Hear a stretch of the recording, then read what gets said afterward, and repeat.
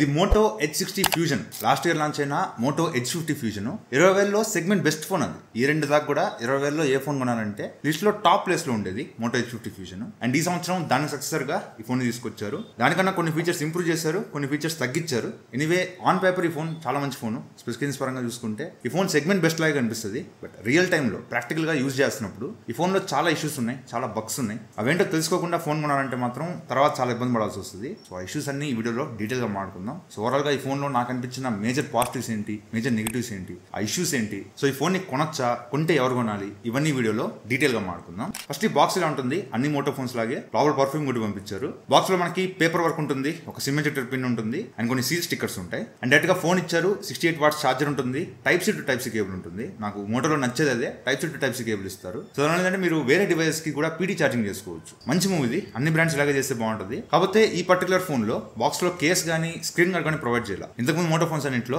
Case ఖచ్చితంగా ఇచ్చేవాళ్ళు, but ఈసారి మాత్రం బాక్స్ లో కేస్ లేదు. అండ్ దీని స్పెసిఫికేషన్స్ ఇక్కడ స్క్రీన్ మీద చేస్తాను, ఒకసారి పాస్ చేసి చదువుకోండి. మనం ఒకటి చూసుకుంటూ వెళ్ళిపోదాం. ఫస్ట్ ఈ ఫోన్ కి మేజర్ అట్రాక్షన్ దీని లుక్స్. ఇది మొత్తం 3 కలర్స్ లో వస్తుంది. ఈ 3 ప్యాంటోన్ కలర్సే. వీళ్ళేవో పేర్లు పెట్టారు, స్లిప్ స్ట్రీమ్ అంట, జెఫైర్ అంట, అమెజనైట్ అంట, ఏవో పేర్లు ఉన్నాయి. కానీ నాకు ఈ అమెజనైట్ కలర్ చాలా బాగా అనిపించింది. ఇది కంప్లీట్ గా సాఫ్ట్ లెదర్ తో వస్తుంది. బ్యాక్ మొత్తం చాలా సాఫ్ట్ లెదర్. కాకపోతే ఎక్కువ రోజులు వాడే కొద్దీ ఇది మురికైపోద్ది. అది చాలా ఈజీగా మురికైపోద్ది. చాలా సాఫ్ట్ లెదర్. అండ్ ఒకవేళ మీ పాకెట్ లో ఏమైనా కీస్ ఉన్నాయి అనుకోండి, దాంతోపాటు ఈ ఫోన్ పెట్టారంటే గీసుకోవద్ది. లెదర్ అంతా చాలా సాఫ్ట్ లెదర్. కొంచెం జాగ్రత్తగా వాడండి. మార్కెట్ లో కేసులు వచ్చేదాకా కొద్దిగా జాగ్రత్తగా వాడండి. ఏదో డమ్మీ కేసు ఇచ్చినా బాగుంటుంది బాక్స్ లో, వాళ్ళు ఏమి ఇవ్వలేదు. కొంచెం జాగ్రత్తగా వాడండి. అండ్ ఇన్ హ్యాండ్ ఫీల్ ఈ ఫోన్ చాలా లైట్ వెయిట్ ఉంది. జస్ట్ 182 గ్రామ్స్ వెయిట్ ఉంది. అండ్ మోటో ఫార్మ్ ఫ్యాక్టర్ చాలా బాగుంటుంది. సన్నగా పొడుగ్గా ఉంటాయి అన్నమాట phones. So in hand feel చేతిలో పట్టుకున్నప్పుడు చాలా మంచి ఫార్మ్ ఫ్యాక్టర్ ఉంటుంది. చాలా బాగుంటుంది యూజ్ చేస్తున్నప్పుడు. అండ్ దీనిలో మిలిటరీ స్టాండర్డ్ 810H సర్టిఫికేషన్ ఉంటుంది. సో సడన్ డ్రాప్స్ ని కూడా ఈ ఫోన్ సర్వే అవుతుంది. అండ్ ఒకవేళ ఇది కింద పడి పగిలిందంటే మాత్రం మీకు వారంటీ ఇవ్వరు, గుర్తుపెట్టుకోండి. అండ్ ఇది IP68+69 రేటింగ్ తో వస్తుంది. డైరెక్ట్ వాటర్ జెట్స్ ని కూడా సర్వే అవుతుంది. ఓవరాల్ గా డిజైన్ బాగానే ఉంది, కానీ కొంచెం జాగ్రత్తగా వాడాలి. అండ్ కమింగ్ టు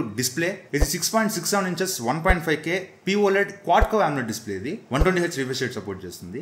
జనరల్ గా క్వాడ్ కవ్ డిస్ప్లేస్ అంటే పైన కింద లెఫ్ట్ టు రైట్ 4 పక్కలు కూడా లిటిల్ కర్వ్ ఉంటుంది అనమాట. కొంచెం అటు ఇటు కర్వ్స్ ఉంటాయి. సో దాన్ని క్వాడ్ కవ్ అంటారు. బట్ ఈ ఫోన్ ఎలా ఉందంటే పైన కింద అలాగే ఉంది, కొంచెం కర్వ్ ఉంది. బట్ లెఫ్ట్ అండ్ రైట్ మాత్రం ఒక కర్వ్ డిస్ప్లే ఫోన్ ఎంత కర్వేచర్ ఉంటుందో ఈ ఫోన్ లో కూడా అంత కర్వింగ్ ఉందన్నమాట. మొత్తం చాలా కర్వింగ్ ఉంది డిస్ప్లే. సో ఇది యూజ్ చేసినప్పుడు మీకు క్వాడ్ కవ్ డిస్ప్లే లా అనిపిదు. నార్మల్ కర్వ్ డిస్ప్లేస్ యూజ్ చేస్తుంటే ఎలా ఉంటుందో ఇది కూడా అలాగే ఉంటుంది. సో కర్వేచర్ మరీ ఎక్కువ ఇచ్చారు. సో దీనివల్ల ఫోన్ ఇలా సైడ్ కింద పడిందంటే మాత్రం డైరెక్ట్ డిస్ప్లే మీద షాక్ తగులుద్ది. డిస్ప్లే పగిలే ఛాన్సెస్ ఎక్కువ ఉన్నాయి. జాగ్రత్తగా వాడండి. And front side Corning Gorilla Glass 7A protection తో వస్తుంది. అండ్ డిస్ప్లే క్వాలిటీ మాత్రం ఎక్సలెంట్ డిస్ప్లే క్వాలిటీ. అసలు మోటో గురించి వంక పెట్టాల్సిన పనిలే. దీనిలో ప్యాంటోన్ కాలిబ్రేషన్ కలర్స్ ఉంటాయి. అసలు కలర్స్ అయితే చాలా వైబ్రెంట్ గా ఉంటాయి. మీకు ఆ బడ్జెట్ లో వేరే ఏ ఫోన్ కూడా దీని ముందు నిలబడదు. అంత వైబ్రెంట్ కలర్స్ కనిపిస్తుంటాయి. యూట్యూబ్ లో 4K వీడియోస్ చూసుకోవచ్చు. అమెజాన్ ప్రైమ్ నెట్ఫ్లిక్స్ ని HD క్వాలిటీలో చూడొచ్చు. కలర్స్ మాత్రం అసలు ఎక్స్ట్రీమ్లీ గుడ్, చాలా బాగుంటాయి. అండ్ HDR సపోర్ట్ చేస్తుంది, కానీ యూట్యూబ్ లో మాత్రం HDR వీడియోస్ ప్లే కావట్లా. ఏదో సమ్ ఇష్యూ ఉంటుంది. బట్ మీ గ్యాలరీలో కానివ్వండి, ఇన్స్టాగ్రామ్ లో కానివ్వండి HDR వీడియోస్ ప్లే అవుతున్నాయి. అండ్ బ్రైట్నెస్ వీళ్ళు చెప్పడం పీక్ బ్రైట్నెస్ 4500 పీక్ బ్రైట్నెస్ అంటున్నారు. సో సన్లైట్ లో అంత అనిపించలేదు, కానీ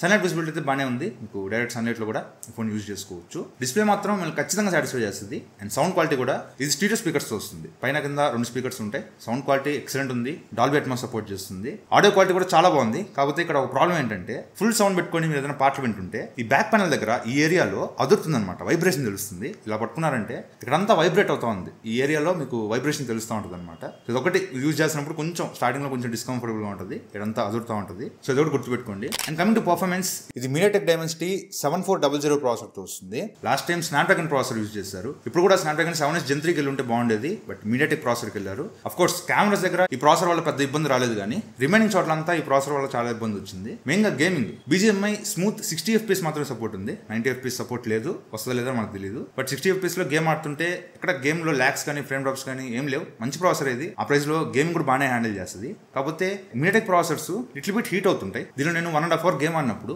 నాకు రీచ్ అయిన పీక్ టెంపరేచర్ 42 to 43 డిగ్రీస్ దాకా టెంపరేచర్ రీచ్ అయింది. మీకు కొంచెం చేతిలో ఫోన్ కొంచెం వేడిగా అనిపిస్తుంటుంది. లేదు నేను గేమ్స్ ఆడాలనుకుంటే మాత్రం జనరల్ యూసేజ్ కి ఈ processor more than enough. General గా డే టు డే టాస్క్ చేస్తుంటే చిన్న మల్టీ టాస్కింగ్ చేయడానికి ఈ ప్రాసెసర్ మోర్ దెన్ ఎనఫ్. మీకు అక్కడ పెద్దగా హీటింగ్ ప్రాబ్లం లేదు, కానీ గేమ్స్ ఆడుతుంటే మాత్రం ఈ ఫోన్ లిటిల్ బిట్ హీట్ అవుతుంది. నేను హీటింగ్ ఇష్యూ అని చెప్పను, కానీ కొంచెం సమ్మర్ వచ్చేసింది కాబట్టి మీకు ఫోన్స్ అన్ని కొంచెం హీట్ అవుతుంటాయి. బట్ ఇది కొంచెం ఎక్కువ హీట్ అవుతున్నట్టు అనిపించింది. అండ్ ఇది LPDDR4X తో వస్తుంది. UFS 2.2 స్టోరేజ్ తో వస్తుంది. ఎక్స్టర్నల్ SSDs కనెక్ట్ చేసినా డిటెక్ట్ చేస్తుంది, అక్కడ no problem. Coming to battery, ఇది 5500 mAh బ్యాటరీతో వస్తుంది. 68 వాట్ ఫాస్ట్ ఛార్జింగ్ సపోర్ట్ చేస్తుంది. ఈ ఛార్జర్ తో ఛార్జ్ చేస్తే 0 to 50% 20 minutes లో ఛార్జ్ అయిపోతుంది. అండ్ 0 to 90% 40 minutes లో ఛార్జ్ అయిపోతుంది. అండ్ ఫుల్ ఛార్జ్ అవడానికి 0 to 100 అవడానికి ఇంచుమించుగా 50 minutes టైం పడుతుంది, చాలా బెటరే. కాకపోతే ఈ ఛార్జింగ్ పెట్టినప్పుడు ఛార్జర్ కానీ ఫోన్ కానీ విపరీతంగా హీట్ అవుతుంది. ఛార్జర్ అయితే విపరీతంగా హీట్ అవుతుంది. 47 degrees టెంపరేచర్ కాలిపోతుంది ఛార్జర్. ఫోన్ అంత వెళ్ళదు కానీ 40-41 దాకా వెళ్ళింది కానీ ఫోన్ కూడా హీట్ అవుతుంది. సో దీనివల్ల మీరు రెగ్యులర్గా ఛార్జింగ్ అనేది రోజు పెడుతుంటాం కాబట్టి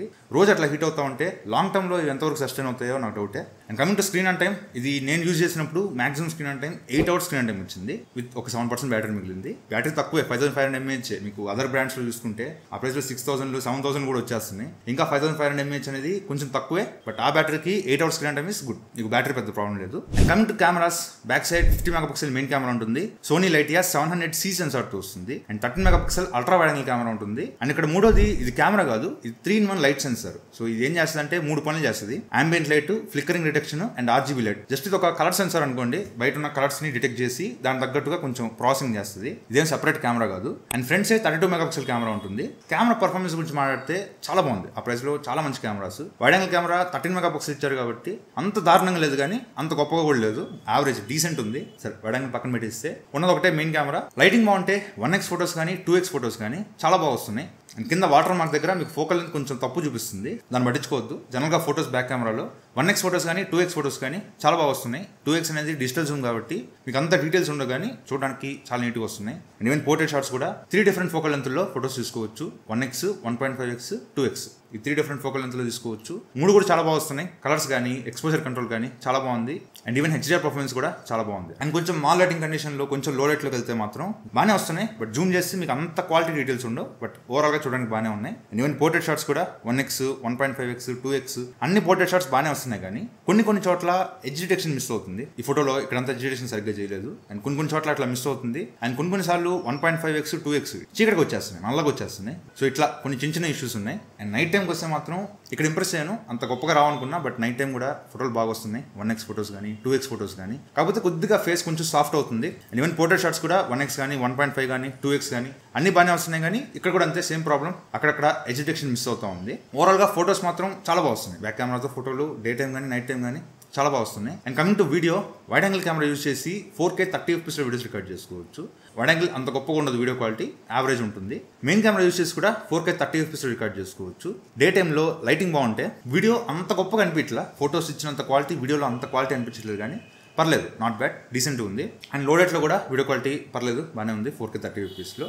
కాకపోతే వీళ్ళు వెబ్సైట్లో మెన్షన్ చేయడం బొకే వీడియో కూడా మెన్షన్ చేస్తున్నారు. 720p 30 FPSలో బొకే వీడియో ఉన్నట్టు చూపిస్తున్నారు. నాకైతే అంత ఎతికే కెమెరాలో ఎక్కడ కనిపించలేదు. ఒకవేళ మీరు ఎవరైనా యూజ్ చేస్తుంటే అది ఎక్కడ ఉందో సెట్టింగ్ నాకు చెప్పండి, నాకైతే కనిపించలే. ఒకవేళ ఉంటే కామెంట్ చేయండి. సో ఓవరాల్గా బ్యాక్ కెమెరా అయితే చాలా వరకు 90% బాగా తీసుకుంటుంది. ఫోటోస్ చాలా బాగా వస్తున్నాయి, కాకపోతే వీడియోస్ కొంచెం అటు ఇటు అవుతున్నాయి. అండ్ ఫ్రంట్ 32 MP కెమెరా ఉంటుంది. ఇది అంత గొప్పగా ఉండదు, పర్లేదు, డీసెంట్ ఉంటుంది.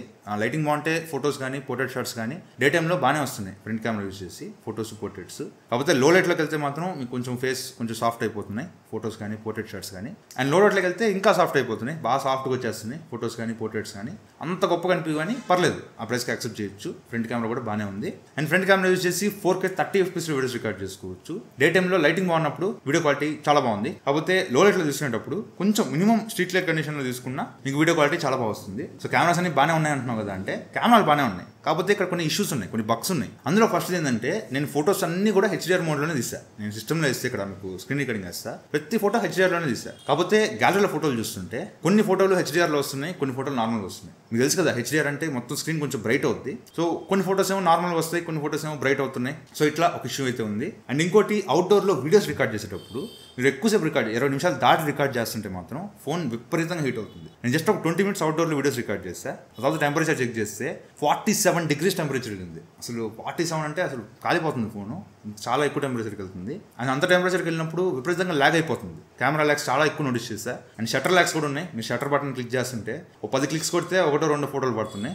కొంచెం షటర్ ల్యాగ్స్ ఉన్నాయి. ఇవన్నీ మనం Moto H50 ఫ్యూజన్లో Moto H50 series అన్నింటిలో కూడా ఈ కెమెరా ఇష్యూస్ కొన్ని ఉన్నాయి. దీనిలో కూడా అవే ప్రాబ్లమ్స్ కంటిన్యూ అవుతున్నాయి. సో కెమెరా యూఐ మాత్రం ఫోన్ హీట్ అయితే కొంచెం ల్యాగ్స్ కానీ షటర్ ల్యాగ్స్ కానీ నోటీస్ చేస్తూ ఉంటారు. అండ్ ఇంకోటి, UFS 2.2 స్టోరేజ్ యూజ్ చేయడం వల్ల మీరు ఏదైనా ఫోటోస్ క్లిక్ చేస్తుంటే ప్రాసెసింగ్ చాలా టైం తీసుకుంటుంది. ఇక్కడ చూడొచ్చు, ఒక ఫోటో క్లిక్ చేశాక మినిమం ఒక 4-5 సెకండ్లు లోడ్ అయ్యి ప్రాసెసింగ్ చేసి తర్వాత మీకు ఫోటో చూపిస్తుంది. సో ఇక్కడ స్టోరేజ్ స్పీడ్ UFS 3.1 ఇచ్చుంటే ఈ ప్రాసెసింగ్ కొంచెం ఫాస్ట్గా అయ్యేదేమో, సో ఇది కొంచెం ఇబ్బంది పెట్టద్ది. అండ్ దీనిలో NFC లేదు. లాస్ట్ జనరేషన్లో NFC ఉండింది H50 ఫ్యూజన్లో, దీనిలో NFC ఎత్తిస్తారు. అండ్ Android 15తో వస్తుంది. 3 years Android updates and 4 years security updates promise చేస్తున్నారు. కాకపోతే మోటో ఎప్పుడు అప్డేట్స్ చాలా లేట్గా ఇస్తుంటుంది. సరే అట్లీస్ట్ ఇస్తుంది కాబట్టి ఓకే యాక్సెప్ట్ చేయొచ్చు. And in display finger print సెన్సార్తో వస్తుంది. ఫింగర్ ప్రింట్ యాక్యురసీ కూడా ఇక్కడ ప్రాబ్లం లేదు. అండ్ ఇది హలో మోటోతో వస్తుంది. కంప్లీట్ స్టాక్ ఆండ్రాయిడ్ కాదు, మీకు ఆల్మోస్ట్ స్టాక్ ఆండ్రాయిడ్ ఎక్స్పీరియన్సే. కాకపోతే మోటో వాళ్ళు కొన్ని చిన్న ఫీచర్స్ కానీ కొన్ని ఆటోమేషన్స్ కానీ చేసి ఉంటారు. వాళ్ళగా స్టాక్ ఆండ్రాయిడ్ ఎక్స్పీరియన్సే, బట్ కొన్ని కస్టమ్ ఫీచర్స్ కూడా ఉంటాయి. లైక్ యాప్ లాక్ వేసుకోవడం, యాప్స్ని క్లోన్ చేసుకోవడం, సెక్యూర్ లాక్ ఫీచర్స్, ఇట్లా చాలా మోటో ఫీచర్స్ ఉంటాయి. ఇలా షేక్ చేస్తే ఫ్లాష్ లైట్ ఆన్ అవ్వడం, ఇట్లా ట్విస్ట్ చేస్తే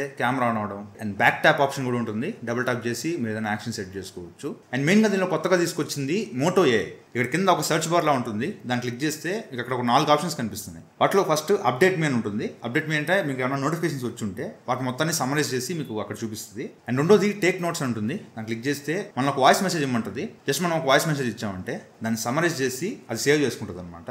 ఇది మీకు జర్నల్ అని ఒక యాప్ ఉంటుంది. యాప్లోకి వెళ్తే మనం ఇలా తీసుకున్న వాయిస్ నోట్స్ కానీ ఫోటోస్ కానీ అవన్నీ ఇక్కడ వచ్చేస్తుంటాయి. అండ్ రిమెంబర్ దిస్ అని ఒకటి ఉంటుంది, దానిలోకి వెళ్తే స్క్రీన్ షాట్ కానీ ఫోటో కానీ తీసుకోమంటుంది. లైక్ ఒక ఫోటో తీసుకొని దాని గురించి మనం ఏదైనా చెప్పామనుకోండి, దాన్ని ట్రాన్స్క్రైబ్ చేసి ఈ జర్నల్లో సేవ్ చేసి పెట్టుకుంటుంది. అండ్ మన జర్నల్లోకి వెళ్ళి చూసుకోవచ్చు మనం ఏమేమి ఫోటోలు తీసాం, ఏమేమి మాట్లాడాం అనేది అంతా అక్కడ సేవ్ అయిపోద్ది. సేమ్ మనకి నథింగ్ ఫోన్ 3A సిరీస్లో ఎసెన్షియల్ కీ ఉంది కదా, సేమ్ అదే ఎసెన్షియల్ కీ ఒక సెపరేట్ కీ లాగా ఇచ్చారు. దీనిలో కీ లాగా కాకుండా జస్ట్ మనం లావ్ ఫీచర్ ఇచ్చారు అంతే.